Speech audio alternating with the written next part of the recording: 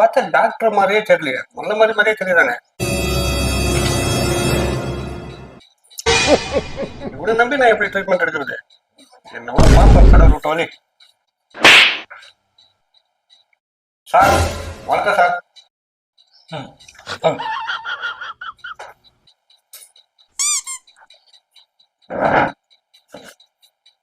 சொல்லுங்க, என்ன பிரச்சனை?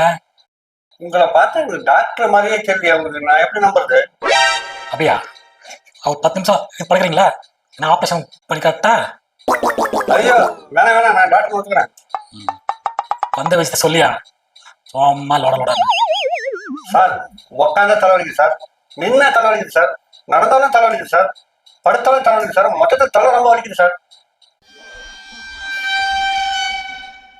தலைவலிக்குது. ஆமா சார், பயங்கரமா வலிக்குது சார்.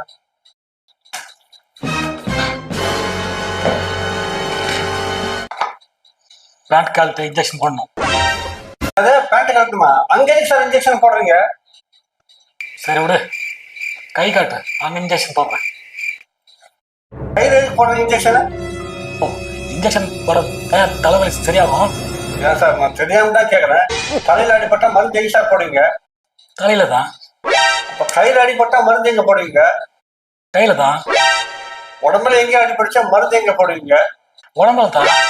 ஜங்க அடிப்படா அங்கத்தான் போட மருந்து. நினைச்சுனா நீங்க ஒரு டுபாக்கூர் டாக்டர்னு. தலையில வலின்னா பேண்ட் கட்டுன்ற, சட்டை கட்டுன்ற, நீ தலையில இன்ஜெக்ஷன் போடுறது சொல்லவே மாட்டேற. பைத்தியமாயவே ரொம்ப நேரம் நல்லா பேசிக்கிட்டான் ஐயா. டே மோசக்காரா, இப்படியாவது ஊர் சேர்த்து ஏமாத்தி காசு சம்பாதிச்சுக்கிட்டா வரேன். அப்ப என் ஊரால கூப்பிட்டேன், இன்னைக்கு ஒண்ணு உணர்தல்றா. இதுதான் என் ஊரால கூப்பிட்டாலும் ஹாஸ்பிட்டல் ஆச்சு ஒருக்கல.